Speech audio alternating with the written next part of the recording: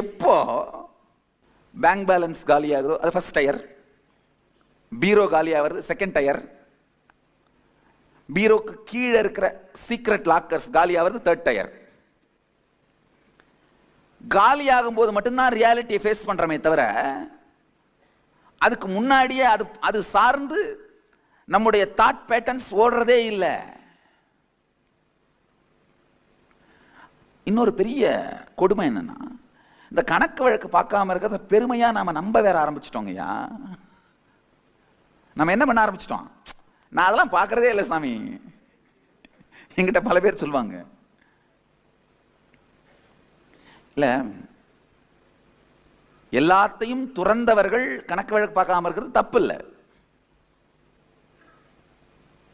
ஆனா செல்வத்தை உருவாக்கி பெருக்கி வாழணும்னு நினைக்கிறவங்க என்ன பண்ணித்தான் ஆகணும்?